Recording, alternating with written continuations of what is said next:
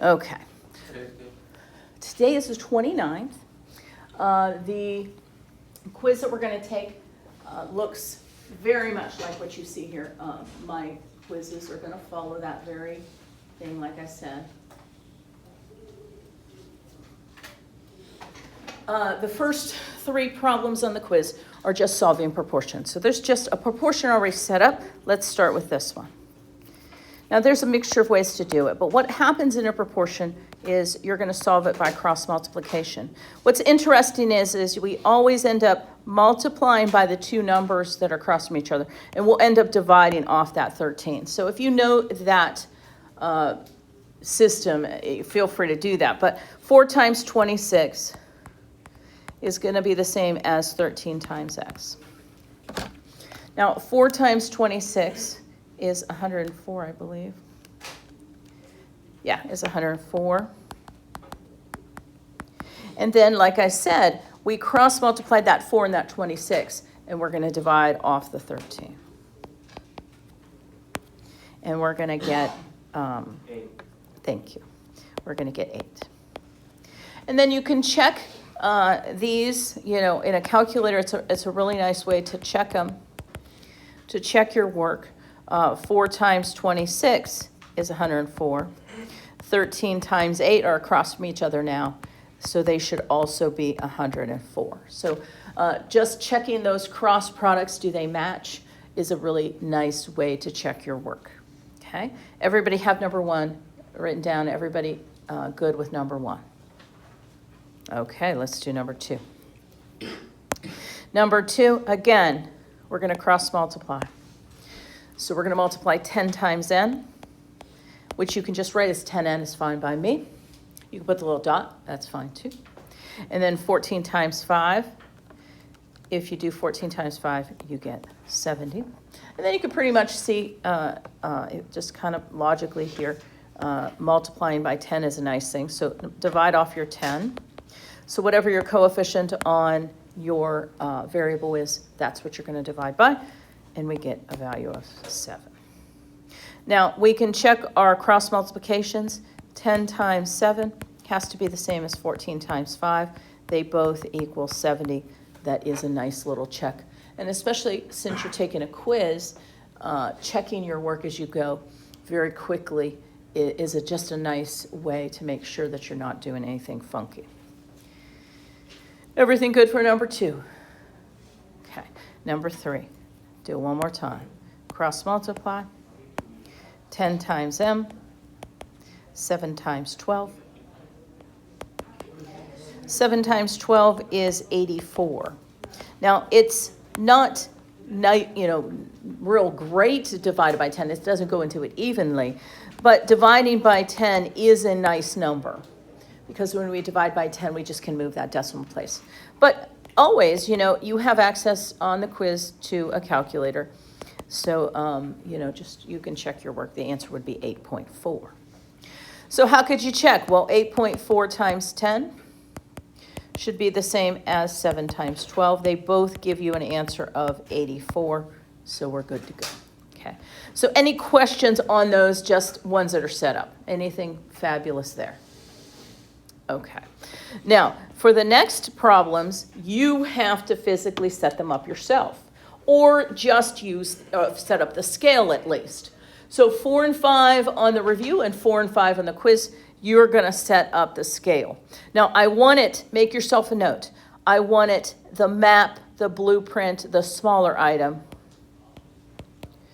So again, that's like the map. And then I want the real thing. So that's usually a larger item. Here, So it can be small to large, map to real, or you can write it as a fraction. Okay? I don't care if you use, I prefer when it says scale to use the little dot notation, but they both mean the same thing. It doesn't matter. Okay. So in problem number 4, it says, for 4 and 5, find the map's scale, reduce if possible, and use units. So it says a trip to work is 5 miles, and on the map it is 2.5 centimeters. Find the scale. So initially, let's say this problem was 4 points on the quiz. if you put 2.5 centimeters to 5 miles, or 2.5 centimeters to 5 miles, you'll get 3 out of 4 points because it's not reduced. You shouldn't keep decimals like a 2.5 in a scale. What could we multiply 2.5 by to make it a nice number instead of something like 2.5? What could you multiply it by to quickly change the decimal so it becomes like a whole number? You can multiply by 2, right? Anytime it adds, it's a 0.5, that's a half. So let's do a little trick. Let's multiply top and bottom by 2. Here, let me scooch that over. Let's multiply top and bottom by 2 so we can really see what numbers are there. So let's now change that to 5 over 10. Now, what does 5 over 10 reduce down to? Because it seems clear. It makes more sense when we don't have decimals in a fraction. Yes? 1/5. Yeah, you can divide both of those by 5. It wouldn't be 1 and 5. 5 divided by 5 is 1. 10 divided by 5 is 2. I know what you were thinking. So what is the true scale? Well, this is what I want to see on your paper. This is referring to centimeters. 1 centimeter equals 2 miles, or 1 centimeter is equivalent to 2 miles. Okay, 1 centimeter to 2 miles. You can use the word 2. You can use the dot. Even if you did the fraction that we see right here, I'm okay with that. I just don't want any decimals or our scale not reduced. Everybody good with number 4? Okay, number 5, we're doing the scale again. It says a room is measured as being 20 feet long. On the blueprint, the length is 4 inches. So we're going to put the blueprint, the map, the smaller thing, over the larger thing. Now, these are both whole numbers. That's nice. What are they both divisible by? What goes into 4 and also goes into 20? 4. Now, if you saw 2, that's okay. You can divide by 2, and you would have noticed it can divide by 2 again. Reducing fractions like that, sometimes if I notice that they're even, I'll divide by 2 first, and then I'll look again. Can I do it again? So that's an okay strategy, so don't worry about that. Our red calculators, if you put in 4, hit the ABC button and put in 20, it will reduce that fraction as well. We can divide by 4. That's the most efficient way. And we get 1 over 5. Now, what does 1 over 5 mean? You should include the units, inches and feet. So you would not get full credit if you don't include the units. So it's 1 inch to every 5 feet on the blueprint. Okay, so that's setting up the scales. Hopefully that kind of makes sense. That's setting up the scales.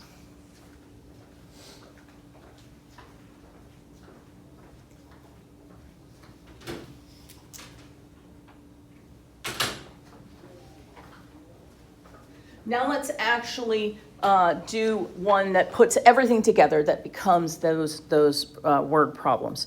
So 6, 7, and 8 on the quiz will be word problems like you see here. Let's start with number 6. It says a scale drawing has a scale of 4 centimeters to 15 meters. The length on the drawing is 12 centimeters. What is the actual length of the item? So you're going to set up your proportion as a fraction, or your scale as a fraction. 4 centimeters is to 15 meters. Now, I would suggest putting those units on, so then when you set up the one on the right, you can clearly see where it goes. If the left side has centimeters over meters, the right side has to have centimeters over meters. So where does the 12 go? Does it go on top or does it go on the bottom? Top. It goes on the top. It's a centimeter, so we're going to put our 12 here. And our unknown is the actual length in meters. That's going to go here. And if you want to put a little m there to remind you, hey, my answer will be a missing meter, that's good. And then we've solved proportions many times now. If you remember, if you look back at the original problem, the first one we did, now it's ready to go. So it's just setting it up right. So we're going to multiply 12 times 15 and 4 times x. So it's going to give us 4x equals 12 times 15. 12 times 15 is 180. So how do we take that final step to solve for this proportion? How do we take that final step to solve? What do we got to do to solve for x at this last stage?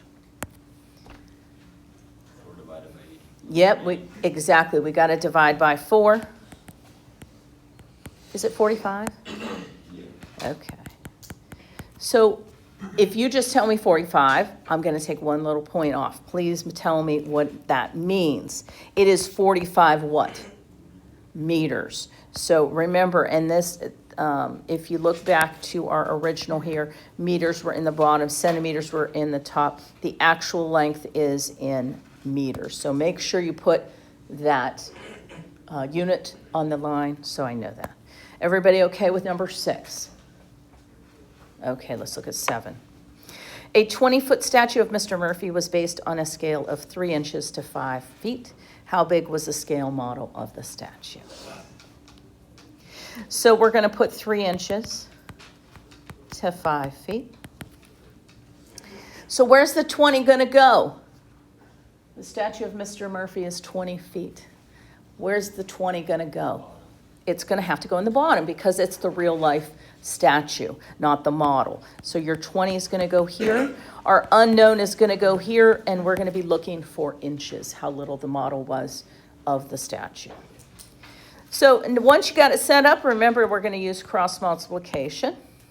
3 times 20, we can probably do that in our heads. 3 times 20 is 60. 5 times x, you can just write initially as 5x. Divide off your 5. 5 goes into 60 12 times. Do we just write 12 on the line? What do we put on the line there? We have to put our units. And what are our units for the scale model, the little model? It's going to be 12 inches. Okay? Everybody good with number 7? Make sense? Okay. One last one like that, number 8.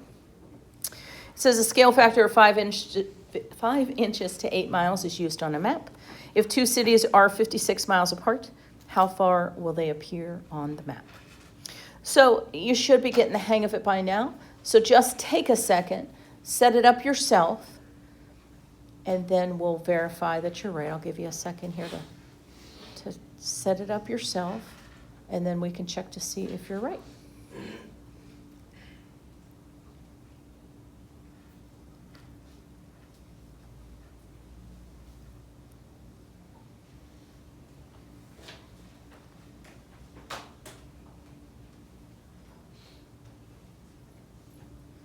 Okay, so it would be 5 inches for every 8 miles. So 56 miles would go in the bottom. Our x would be in inches, and it's going to go on the top. So it's going to be 8 times x is 5 times 56 is 280. And then divide by 8. Good morning, students and staff. We're here to announce our rankings for Spirit Week participation. In 4th place is freshmen with 0 points. In 3rd place is the juniors with 1 point. In 2nd place are the sophomores with 2 points. And in 1st place are the seniors with 3 points. Great job, guys. So what does the 35 stand for? What is the 35? What units do we have to use? We have to use inches, so put that on the line. So you could tell this quiz is going to be pretty straightforward. I'm not going to throw any surprises on it. Flip your paper over. We have 2 more types, or 1 more type to do. We have 2 examples of those from an actual picture. Okay? So we have these 2 pictures. Let's assume that we have them in perfect line. But let's say that we called, could you please add, let's go A, B, C, D, and let's go E, F, G, and H. Let me remind you what they would say in a geometry class. They would say figure A, B, C, D is similar, and I can never make that little wave. Similar, there we go, that's pretty good. It's similar to E, F, G, and H. Now, let's see what that means. That's all I have a question. Yeah, Can't we tell right there from the bottom, 8 and 32, or is it? yes, but I think on the quiz that they do use some of that similarity notation. That's why I wanted to show you. But if you take a look, this EH is the outer two letters of the way I wrote it. So the outer two letters, AD, does go with it. So it is going to be, they are going to be lined up nice on the quiz. I don't believe it's any that's turned, but I did want to show you that notation just in case. Okay? I did want to show you that notation just in case. Okay, I did want to show you that notation. Now, we have to use another pair, and the only other side we've got is HG. And you see how H and G are right here, the last two letters? So the one that goes with it, and it is the bottom one here, is this CB. Okay, so I just wanted you to show the lettering of a geometry type example will be in the order does matter, and it will align up with what sides go with what sides. If it's the first two letters in one, the first two letters in the other line up, okay? So in this case, if we go, let's call this X. If we go big to little equals big to little, that's one way you could set this one up. You could also go little to big equals little to big. That's another way to set this up. So both ways work. It doesn't matter. So one of you might set up one way, one of you might set up another way. There's actually a few other ways too, but the main thing that is of importance is the fact that X is across from 32 and 28 is across from 8. See how X is across from 32, 28 is across from 8 in both proportions. So that's what really matters, that you get the cross products right. So here we get 32X, and then if we did 28 times 8, we get 224. Divide off your 32. And 224 divided by 32 is 7. Okay, so the answer is 7. You could check the cross products. 28 times 8 is 224. 32 times 7, also 224. So there are no units. If there are no units listed, just put the answer that you get on the line. If units are provided, provide your units. Everybody good with the ones that are figures like that? Okay, let's take a look at number 10. Let's assume that the alignment is what we need. If you want to put letters on that, or you can, but we're missing this side. Let's assume it goes with the 12. We need another pair. This side goes with the 21, okay? And then we can set up our proportion. There's lots of ways to set these up. Let's go from little to big. So I'm going to start over on this one and then go to that one. So let's make that an X. And you can call your variable anything you want, doesn't matter. So X over 12. See how these two line up? That's our first fraction, X over 12. And now we go in the same order from this one, then this one would be 14 over 21. And then you just got to cross multiply. So 21 times X and 14 times 12. 14 times 12 is 168. And you just got to divide that number off. Divide by 21. And so if we divide 168 by 21, we get 8.